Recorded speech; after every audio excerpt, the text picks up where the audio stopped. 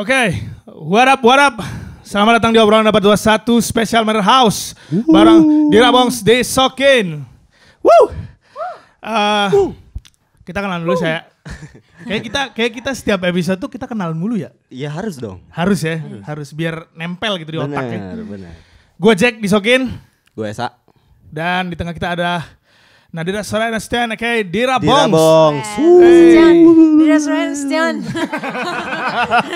Nadira Soraya Nastian, kayak Dira Bongs. Apa kabar Dira Bongs? Alhamdulillah baik. Lagi sibuk apa sekarang? Lagi sibuk promo single. Lagi promo. Baru keluar single baru kemarin ya. Not an Ordinary Fairy Tale. Betul. Apa lo dia keren. Riset. Iya. Ini harus ya. Ini ada tim risetnya soalnya. Selain promo, lagi sibuk apa lagi? Sibuk promoin produk juga. Oh. Kemarin tuh ada yang rilis juga Dir, apa Dir? Yang sama siapa tuh? Yang satu lagi. Video ya? Bukan. Apa sih? Yang lagu juga. Lagu. Oh, sama Gotch. Iya, sama Gotch. Iya. Itu Asian Kung Fu itu ya? jadi feature artisnya Gotch. Tapi itu singlenya Gotch. Oh. Gitu. Itu gimana Dir ceritanya Dir? Bisa kenal sama Gotch gitu. Boleh dikasih tahu emang kayak gitu? Oh nggak boleh ya? Boleh ya? Boleh kalau ininya aja ya. Iya, jadi emang karena yang pas kan gue pernah tur ke sana kan. Wih. Terus, Tahun berapa? 2017. Nah, terus jadi ya singkat cerita jadi temenan, suka chattingan gitu. Terus ngobrol-ngobrol terus dia bilang isi lagu gue lah katanya gitu. Terus kayak oke, gue harus ngapain? Bener-bener cuma udahlah Obrigado aja katanya. Obrigado tenang.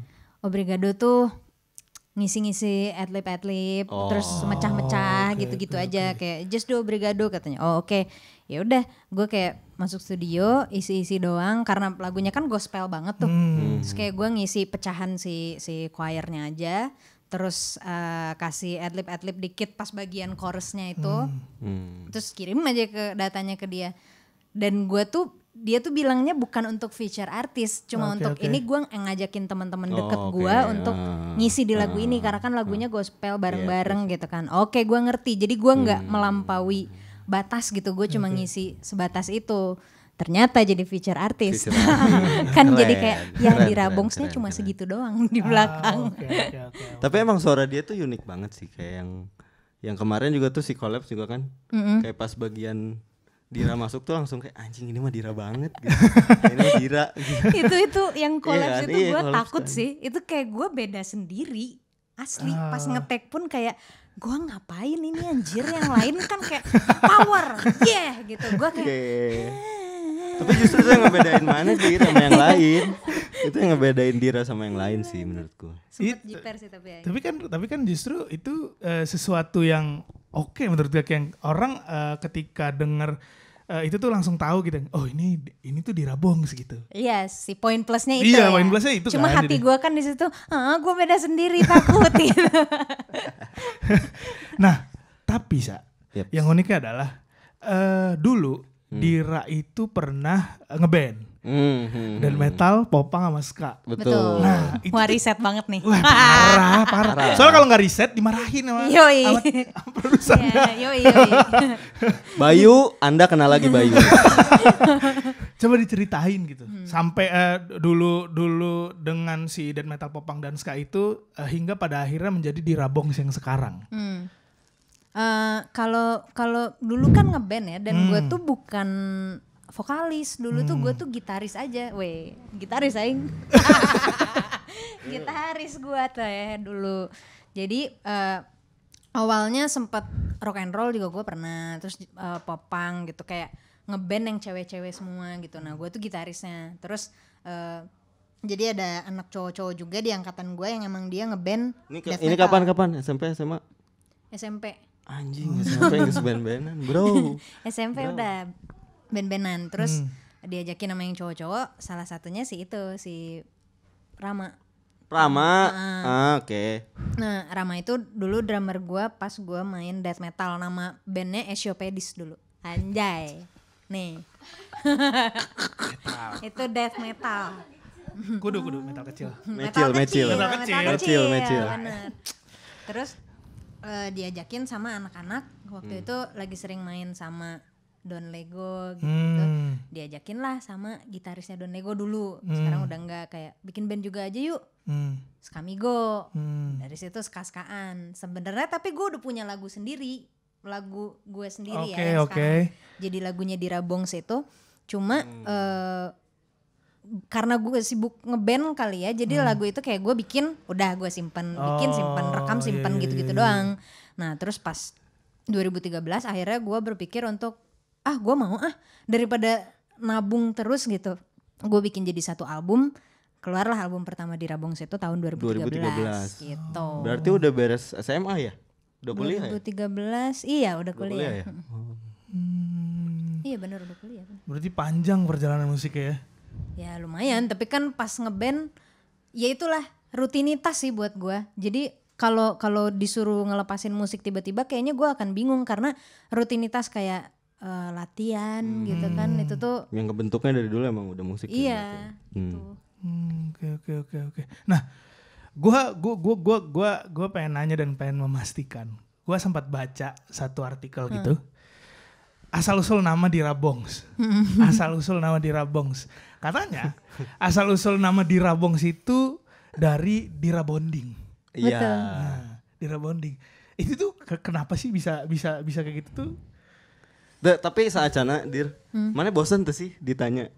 Bosan pisan. Bosan pisan kan? Bosan pisan. Tapi nggak apa-apa buat teman-teman obrolan abad 2. Iya kan? Masuk lah. Dikasih tahu lagi boleh. Jadi dulu itu gue tuh dipanggilnya Dira Bonding.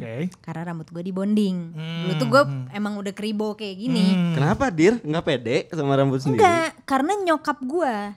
Nah kalau gue dari dulu seneng dengan gue kayak gini gitu. Nah cuma lagi-lagi ya nyokap pada saat itu gue SD bahkan SD. Dan si rebonding itu baru aja invented rebonding untuk rambut lo lurus gitu. Jadi kayak wah teknologi baru nih menurut nyokap gue kali ya. Nah standarisasi perempuan cantik pada saat itu adalah berkulit putih dan berambut lurus kan. Benar. Jadi kayak nyokap gue udahlah kamu lurusin biar rapi biar apa segala macam. Akhirnya mau gak mau ngikutin kata nyokap gue dibonding kayak kap lampu tuh rambut gue. Lo tau kap lampu hotel tau gak lo? Kayak gini, yang bentuknya gini. Nah gue tuh kayak sampai ini tuh jelek banget loh, ini tuh kap lampu, sampai gue kayak gitu. Nah terus di sekolah gue itu yang namanya Dira ada 2. Yang satu kurus banget, yang satu rambutnya kayak kap lampu. Jadi yang satu dipanggilnya Dira Aming, yang satu dipanggilnya Dira Bonding. Tapi emang si Dira nu hiji deui keriting oge gitu. Sama. Oh sama. Itu si Dira Aming itu vokalis gue pas popang itu. Dira dulu. Jadi biar tahu ya. nih manggil yang mana nih. Yoi, Dira Aming, Dira Bonding gitu. Nah kalau dipanggilnya Bonding kan orang-orang jadi manggilnya cuma Bon, Bongs. Wah, words. Words. Itulah. Jadi Bongs. Jadi sebenarnya itu nama kecil sih. Oke. Berarti pas dong ya. Pada saat itu lagi zamannya dari bonding kan emo banget tuh jadi kan pas banget popang tuh. Wah jangan sampai. Gue sendiri kalau mau mampangin foto gue yang itu kayak wah jangan sih. Nanti ada fotonya. Nanti ada fotonya. Jack, riset Jack. Oh siap. Pasti ada. Siap. Pasti ada. Khusus buat pendengar Urang 421 Betul. Nah, tapi yang pengen gue tanya adalah di balik funnya seorang Dira Bongs, lu tuh sebenarnya pernah merasakan kesedihan gitu nggak sih Dir? Ya pernah. Langsung manusia gue drop teh. Gitu ya. Dari tadi tas, udar gitu. Kayak dijatoin gitu. Ya pernah lah. Manusia ya? Gue teh. Pernah ya. Maksudnya berarti kan memang gua simpulin adalah setiap manusia pasti pernah merasakan kesedihan. Lu sendiri Sa? Iya pernah dong. Sad boy gak sih? Parah. Lagu gua tuh gak ada yang seneng Jack. Lagu gue ya? Iya. Dari zaman ngeband juga kan maksudnya kurang lebih sama lah kayak Dira dulu melewati fase yang banyak band juga gitu. Terus juga sama pernah emo-emoan juga, pernah progresifan gitu, dan semuanya lagunya ngomonginnya yang gitu. Gue nggak bisa bikin lagu seneng sampai detik ini. Kebalikan gue nih. Oke. Oh, lu gak bisa bikin lagu sedih? Gue susah bikin lagu sedih. Serius? Dari ini ya, kalau secara lirik mungkin gue bisa nulis yang sedih, tapi secara aransemen gue nggak pernah bisa bikin aransemen yang bener-bener sedih banget. Sampai yang di album nanti yang tahun depan keluar ini ada satu lagu gue yang kayak sepanjang album kan ada gue juga produsernya Dir. Iya, tapi nggak sedih juga kan yang Enggak itu, sih, walaupun lu bikin sedih. Iya. Saya kan? jualan. Dia jualan. Oh iya, kemarin ya lupa disebutin nih ada di Rabongs juga. Iya. Apaan sih? Enggak, udah. Beda Ya, forum, gua beda nggak forum. tahu. Berarti jatuhnya kalau Esa tuh dalam proses pembuatan karya lu numpahin semua emosi yang lagi lu rasain, terutama kesedihan itu. Kalau lu Dir? Sama emosi juga, sebenarnya kan seneng sama sedih kan sama-sama Iya, emosi. benar. Cuma kalau gue tuh karena orangnya fun kali ya, gue juga nggak ngerti kenapa, tapi yang keluar tuh nggak bisa gitu. Gue disuruh sedih-sedihan banget, yang liriknya sedih pun aransemennya nggak sedih gitu loh. Padahal menurut gue itu sedih, tapi gue tanya ke semua teman-teman gue, enggak, ini tuh bukan lagu sedih karena seneng nadanya. Tapi gue pengen nanya ke lu berdua, lu sendiri melihat si kesedihan itu tuh in a positive way apa in a negative way? Kalau menurut gua yang namanya perasaan itu muatannya selalu netral, Jack. Kalau menurut gua ya. Jadi kayak sedih pun dikasih muatannya positif ya akan jadi positif. Gitu. Jadi kayak akhirnya penyikapan si perasaan ini balik lagi ke orangnya gitu. Mau menempatkan si perasaannya dari sisi yang mana nih gitu. Kalau misalnya gua, karena gua orangnya satu, gua nggak mau ribet banget. Gua males berhadapan dengan situasi-situasi yang kurang menyenangkan nih. Jadinya akhirnya apapun yang gua rasain, gua akhirnya selalu memberikan si muatan itu jadi positif buat gua gitu. Walaupun kondisinya sedih gitu. Makanya selalu di semua lagu-lagu gua pun kayak gitu, Jack. Jadi akhirnya walaupun sedih tapi tetap ada istilahnya, kalau misalnya di interlude tuh gue selalu ngasih sebuah statement yang walaupun sedih tapi yang ya udah nggak apa-apa gitu. Kayak nggak apa-apa. Ini tuh perasaan yang iya. Ini tuh perasaan yang emang harus ada dan harus dirasain sama orang-orang gitu. Kalau lu Dir gimana? Kalau gue kesedihan itu agak cukup membuat gue panik. Karena ya itu gue terbiasa easy going gitu, kayak dibawa seneng aja lah gitu. Tapi ketika ada satu problem yang bikin gue bener-bener wah ini gila gimana cara nanganinnya ya, itu gue ada butuh waktu untuk si panik-paniknya itu sih. Entah itu down banget apa gimana tuh biasanya ya manajer gue pasti ngalamin lah. Adek gue pasti ngalamin pas gue lagi rewel-rewelnya gimana gitu. Berarti butuh waktu untuk penyesuaian lu dan kesedihan lu berarti ya? Betul. Gue butuh waktu untuk mencerna ini tuh gimana ya. Gue ke depan harus apa ya gitu. Jadi gue gak bisa langsung nerima terus gue langsung easy going aja. Gak bisa, gue harus ada waktu dulu. Tapi itu tuh berlaku untuk semua kesedihan atau ada beberapa, misalnya kan kita pernah nggak dipungkirin semua orang pernah ngerasain titik terendah lah gitu kan. Kayak yang itu tuh cuman berlaku di si memang lagi down-downnya banget atau semua kesedihan yang dihadapin? Kayaknya gimana beratnya gak sih? Iya, akhirnya kayak kita pun akhirnya bisa menilai kan ini seberapa dalam sih permasalahan ini gitu. Bener. Seberapa dalam ketika emang itu istilahnya kita terlalu tenggelam nih. Ya udah akhirnya gue akan terjebak di situ gitu dalam waktu yang cukup lama. Betul gitu. sih itu dia bener. Lu kejebak apa enggak gitu. Bener gitu sih. Dan akhirnya si indikator lu terjebak atau enggaknya pun kalau buat gue ya ini agak bingung, Jack. Kalau buat gue. Jadi kayak kadang mungkin ada buat beberapa orang ini masalahnya nggak terlalu berat, tapi dari perspektif gue anjing ini berat men gitu. Gitu jadi akhirnya mungkin nggak bisa disamain kali ya. Iya benar. Iya pada akhirnya kan setiap orang punya, maksudnya punya batas atas dan batas bawahnya sendiri kan gitu. Tapi kalau misalnya pada saat kita katakanlah si titik terendah tadi, itu tuh butuh waktu berapa lama atau apa yang buat lu susah gitu buat maksudnya jadinya stuck di situ-situ doang gitu.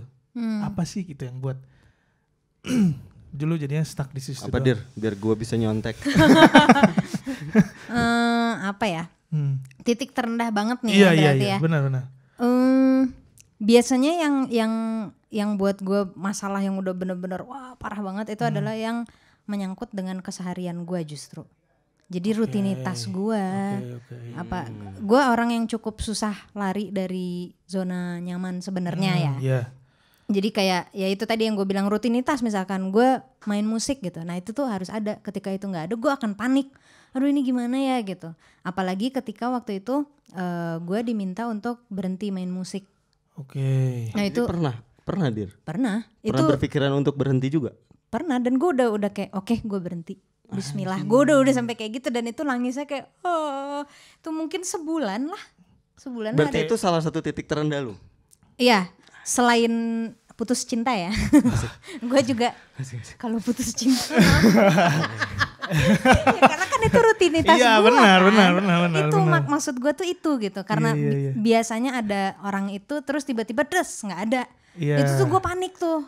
Aduh gimana ya gitu. Kayak ada sesuatu yang hilang. Hilang gitu kan. nah kalau ada yang hilang tuh gue panik. Nah itu waktu itu musik gitu juga, kayak bokap gue sih sebenarnya yang insist untuk udahlah berhenti, kamu kan juga udah beres kuliahnya, masuk kantoran aja apa segala macam. Dan pada saat itu ya Allah, nggak lagi kayak gitu aja, panggung susah ya. Maksudnya job tuh susah loh untuk yang modelan kayak kita gini gitu.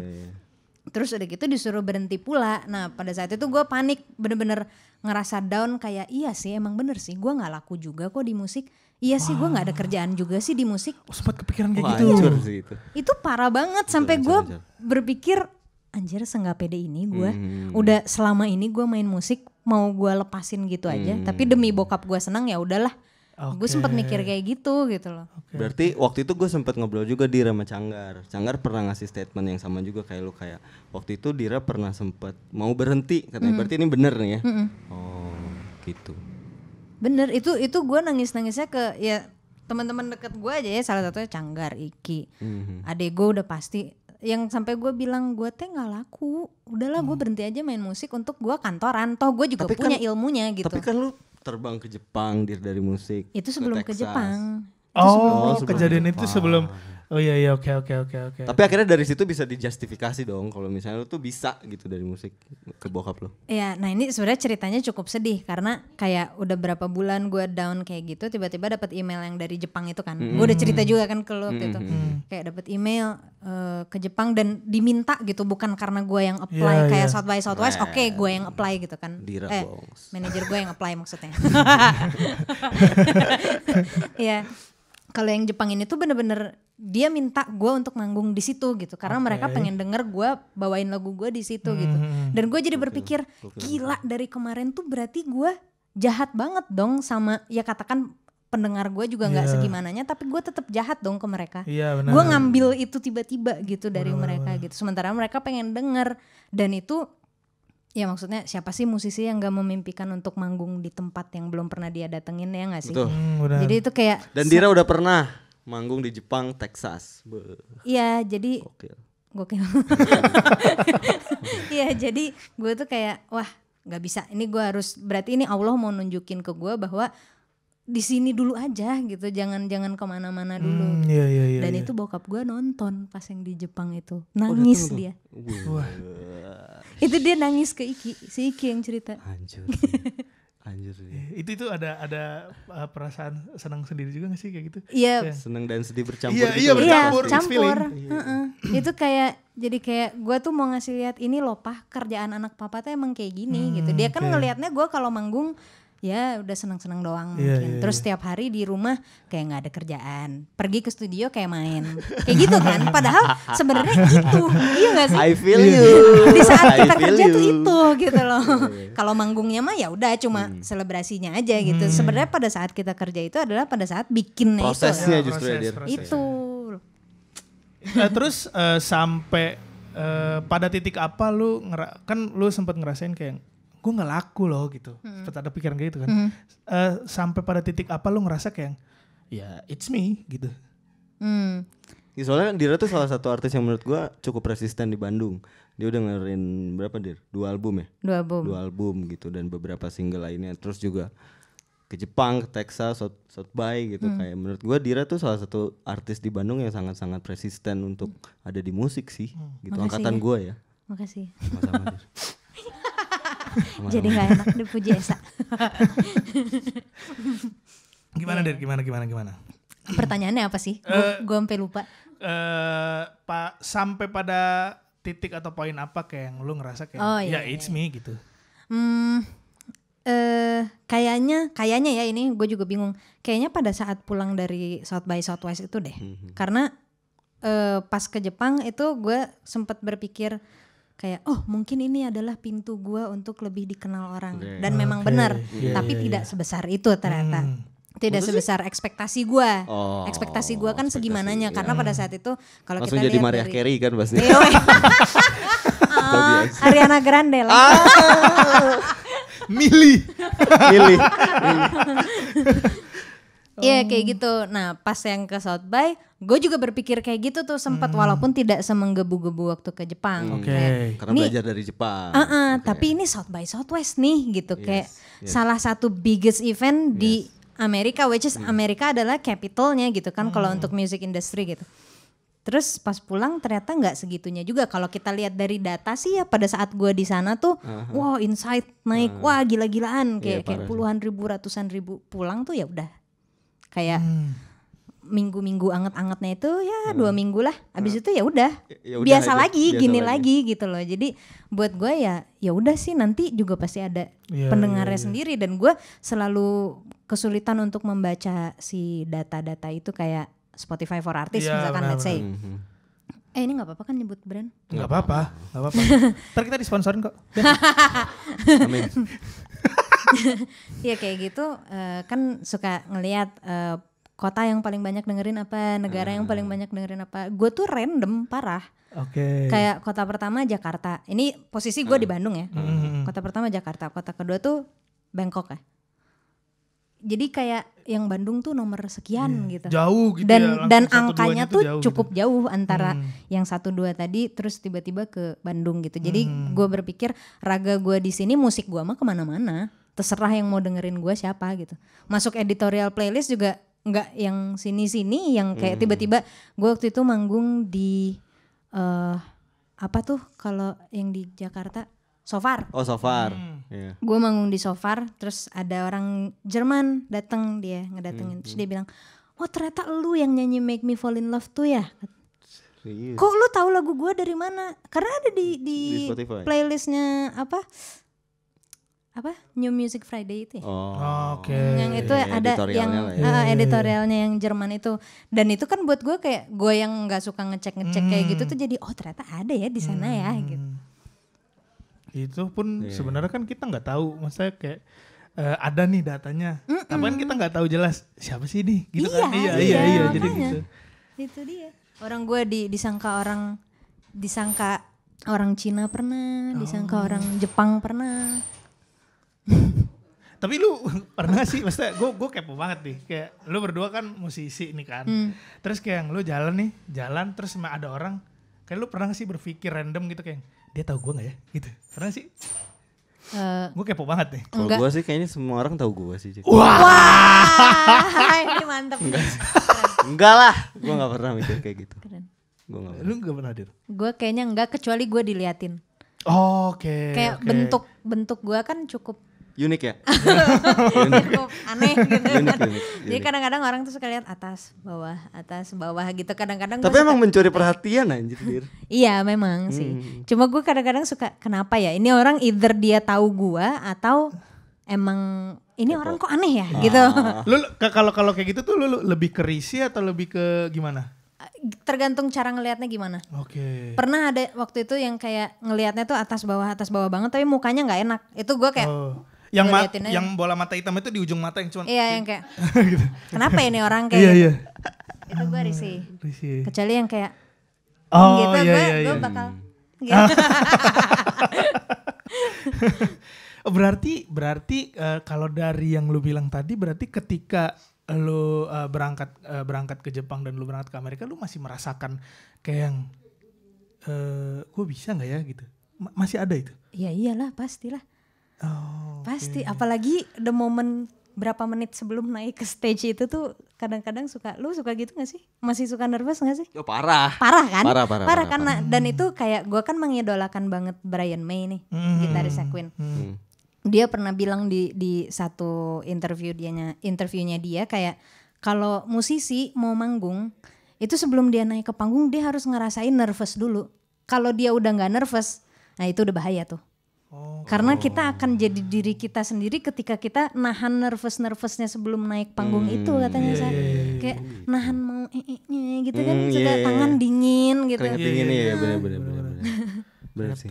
Gitu ya. Iya, soalnya sama gue juga waktu di Ritus tuh kan pertama kalinya juga tuh buat gue untuk ngobrol di atas panggung karena sebelumnya band gue kan gue selalu jadi ya udah gitu ngisi gitar aja, nggak pernah diposisikan untuk jadi frontman juga gitu. Wah, hancur Jack. Setengah mati gue kayak anjing ini ngomong apa ya ntar ya anjing gitu langsung deng parah ngabeng gitu parah padahal kayak ya udah padahal ngomong doang kan. Padahal tuh kayak cuman kayak misalnya nih ada orang nih di depan kayak ya udah kita di sini kita ngobrol iya tapi nervousnya parah sih itu ada pressure tersendiri ya. Iya emang apalagi kalau orangnya dikit ya. Semakin sedikit makin ngerasa jadi kayak kita tuh center of attention-nya loh gitu. Dan muka orang-orangnya kelihatan gitu loh, Jack. Oke, iya. Kayak diri itu sih kan gitu juga. Kelihatan. Apalagi yang paling depan tuh kayak ngeliat terus kalau misalnya ada orang yang aneh tuh kayak itu langsung kayak waduh gue salah ngomong ya. Gue ngomong apaan tadi ya?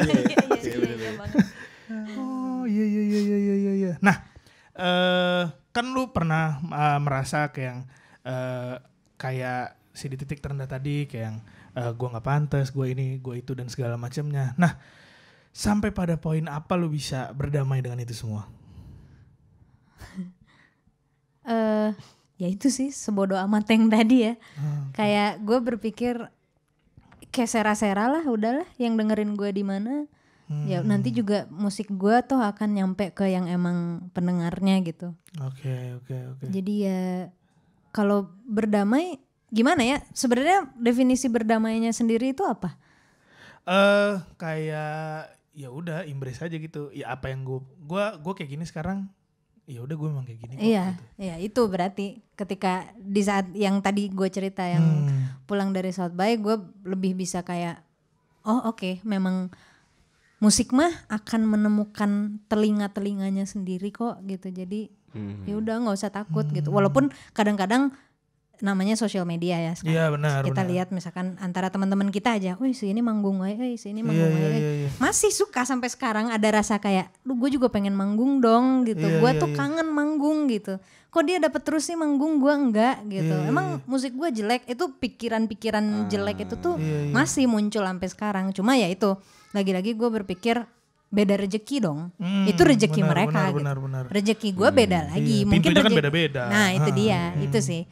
Menurut gue ketika gue bisa berdamai itu pada saat gue udah mikir yang kayak tadi, ayo rezeki dia, ini rezeki gue. Tapi memang kalau misalnya kita itu sih maksudnya jeleknya sosial media tuh kalau kita terus ngeliat ke situ tuh kita pasti selalu merasa kurang. Betul, iya banget emang. Kita pasti selalu merasa kurang inilah, kurang itulah gitu. Makanya emang harus bijak sih menggunakan. Betul. Iya soalnya kayak lu akan akhirnya lu punya banyak persepsi dari apa yang lu lihat gitu loh. Menimbulkan banyak sebuah statement baru kayak ya, contohnya tadi kayak yang dia bilang gitu ketika lihat band siapa misalnya manggung anjing kok gue nggak manggung ya gitu. Makanya jadi kayak sebenarnya penggunaan media sosial pun ya harus bijak sih pada akhirnya gitu. Makanya banyak orang-orang yang ngerasa toksik kan. Iya. Dan kita juga nggak bisa maintain orang-orang yang komen di situ kan. Iya. Bisa. Tapi gimana ya dia namanya juga musisi ya kayak iya, kita harus emang aktif juga kan iya, di media makanya sosial. Jadi musisi tuh emang harus kuat mentalnya. Bener, setuju. Itu tuh harus banget. Tapi lu berdua model orang yang balas-balasin komen gitu kan sih? Salah ada orang komen nih, random atau Jack yang komen aja nggak ada Jack. Ya oke. Gue nanya Dira aja kalau gitu.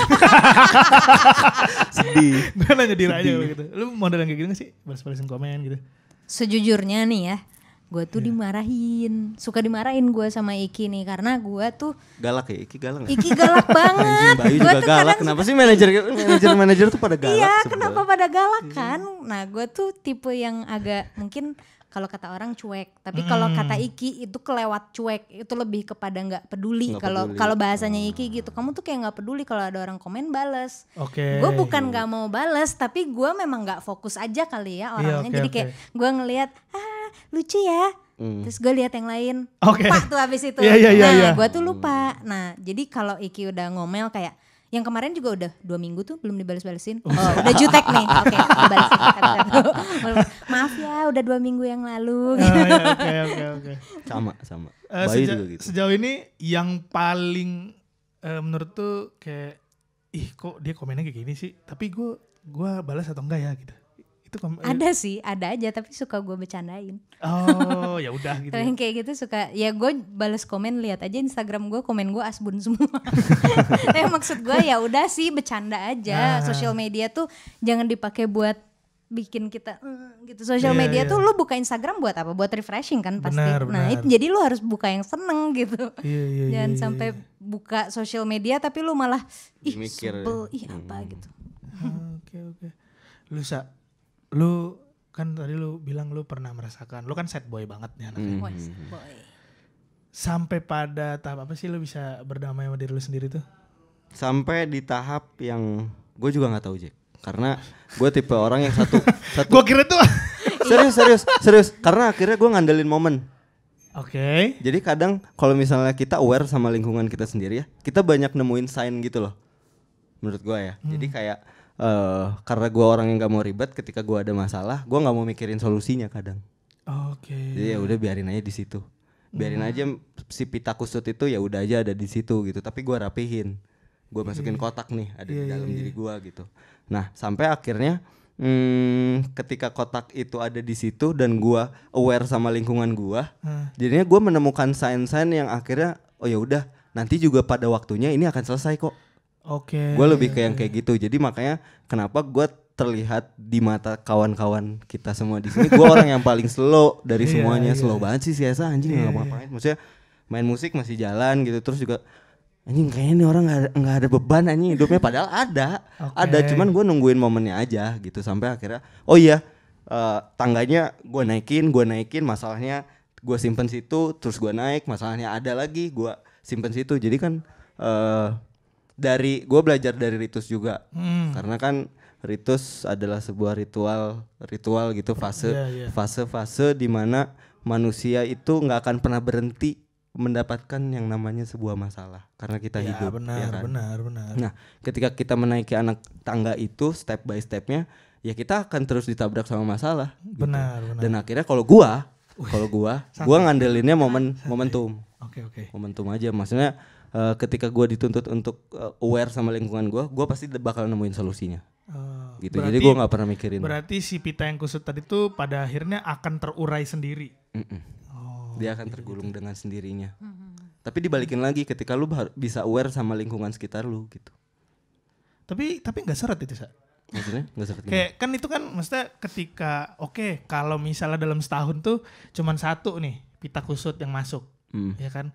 Kalau banyak. Nah, iya. Kalau gue penasaran. Kalau banyak jadinya gue akan meninggalkan lingkungan gue jeleknya. Serius. Soalnya gue kan tipikal dari zaman SMP, gue orang yang susah mendapatkan me time gitu loh Jack. Karena kayak gini, dari SMP tuh pasti teman-teman gue pasti akan ngumpul di rumah, SMA gitu, kuliah juga gitu, sampai sekarang pun kayak gitu kan. Nah, ketika ada momen yang pas untuk gue menarik diri, gue akan menarik diri jadi bye bye gitu. Tinggal gue harus beresin dulu ya ini masalah gue. Iya. Tapi asik loh jadi orang kayak gitu ya kan? Asik parah. Jadi dia tuh nantinya dicariin gitu, Siasa kemana sih? Asik. Kontrol ada di dalam diri lo sendiri gitu kan, bener sih asik. Asik. Iya. Karena yang tahu limit diri kita kan diri kita sendiri juga pada akhirnya. Makanya kalau gue sebelum ini jadi bom, ya udah dibiarin aja dulu. Tapi ketika ini udah mau meledak, gue akan menarik diri. Gitu. Oke. Jadi lu sendiri pun udah bisa ngebaca nih ya, kayak yang gue udah limit nih kayaknya nih gitu. Gitu. Kalau misalnya gelasnya udah penuh gitu, anjing ini takut bleber, gue cabut dulu gitu. Karena karena menurut gue permasalahan gue banyak yang terdistraksi sama pemikiran orang jadinya. Kalau buat gue penilaian orang tuh sangat-sangat berpengaruh banget buat gue gitu. Walaupun kelihatannya gue bodo amat, tapi kayak misalnya Resya ngomong sesuatu nih hari ini, dia balik gue bisa mikirin, anjing sih kenapa ya gitu. Misalnya gue kan orang yang cukup observasi juga sama lingkungan gitu. Kayak ada pergerakan yang sekiranya anjing nih orang kenapa ya, gue bikin salah apa ya gitu. Oke. Gitu. Perasa ya? Iya. Perasa banget ya. Tapi musisi memang harus sensitif. Oh iya. Iya gak sih? Betul. Harus lebih rasanya dibanding orang lain. Kalau nggak kena ya. Iya. Benar. Oke. Gitu. Mantap. Mantap banget obrolan hari ini. Karena biasa kalau sama Jul tuh meledak-meledak. Kalau sama Esa tuh kayak Iya, mantap. Bijak ya? Iya. Oke. Nah, terakhir gue pengen ke lu berdua. Apa yang pengen lu sampein ke orang-orang di luar sana yang masih berkutat dengan kesedihannya, yang belum bisa berdamai sama dirinya sendiri, yang masih jadi situ-situ aja stuck gitu. Apa yang pengen lu sampein? Gue dulu. Dira dulu dong. Kalau gue jawab, ini akan terkesan menggurui. Karena setiap orang menurut gue beda-beda, cara menyikapi masalahnya beda-beda. Benar. Tapi yang bisa gue sebut gitu mungkin adalah take your time. Okay. Karena ada pepatah kan, time heals everything. Oke. Sebenarnya ya benar gitu. Berapa lama waktu yang lo butuhin untuk lo bisa healing dari kesedihan lo itu gitu. Dan kesedihan juga kan beda-beda ya, nggak bisa kayak gue lo putus cinta 6 bulan deh abis itu lo nggak boleh nangis lagi. Walaupun gue pada saat itu gue digituin sama nyokap gue tuh orang yang cukup strict gitu ya. Jadi kayak makanya itu gue selalu cukup jarang gue sedih, karena gue sedih tuh kadang-kadang dibatesin sama nyokap gue. Kayak waktu gue putus aja kayak dibatesin banget, 1/2 tahun ya kamu kayak gini gitu. Karena cukup lama gue waktu itu sama mantan gue. Jadi kayak nyokap gue juga tahu, wah ini anak stres nih masih gitu kan. Terus ya udah itu bener-bener gue ngikutin 6 bulan. Abis itu walaupun gue sedih, gue gak boleh nangis, gue harus nahan. Akhirnya kan gue jadi munafik ya. Iya benar. Nah, kayak bohong sama diri sendiri gak sih? Iya, padahal menurut gue ikutin aja dulu. Kalau lo lagi sedih, ya lo ikutin aja. Tapi jangan berlarut-larut mungkin, karena kesehatan juga nomor 1 kan. Capek lo nangis tuh capek gitu. Benar. Menguras energi. Gitu sih kalau dari gue, take your time sih. Kalau dari gue sih sedih ya. Semuanya tentang mindset sih. Gitu. Kayak balik lagi ke yang tadi gue bilang, apapun perasaannya, lu bisa mengedit perasaan itu jadi bermuatan negatif atau positif gitu. Jadi kayak ya filsuf kita pernah bilang kita adalah apa yang kita pikirkan kan gitu. Iya benar. Jadi ya kalau misalnya lu tenggelam dengan kesedihan lu berlarut-larut, ya akhirnya lu akan tenggelam aja di situ. Di saat menurut gue yang namanya manusia, waktu terus berputar, kita harus terus naikin anak tangga gitu. Hidup akan selalu terus bergerak, masalah akan terus ada.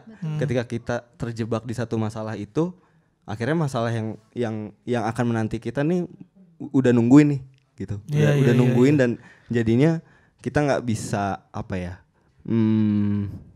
nggak bisa punya solusi atas apa yang menanti kita di depan gitu. Jadi semuanya tentang mindset sih menurut gua. Iya, toh pun pada akhirnya kan yang bisa bertanggung jawab sama diri kita kan bukan orang lain, diri kita sendiri juga kan. Kayak ya pintar-pintar bawa diri, mikir kalau misalnya melakukan sesuatu itu juga kan. Maksudnya masalah pun bakal datang kalau misalnya kita nggak mikirin resiko yang bakal muncul, benar sih. Dan ini sih yang paling penting juga lingkungan sih, Jack, menurut gue ya. Betul, lingkungan sangat-sangat berpengaruh terhadap pola pikir kita juga gitu. Ketika kita di lingkungan yang auranya jelek, ya pasti kita akan ke bawah gitu. Benar. Makanya harus menemukan teman-teman, kawan-kawan yang ada di satu posisi yang gue mau jadi orang yang lebih baik lagi nih gitu. Iya. Ya kata orang zaman dulu juga, kalau misalnya lu pengen bawa parfum ya temenan sama tukang parfum. Kalau lu mau bawa sampah ya temenan sama tukang sampah.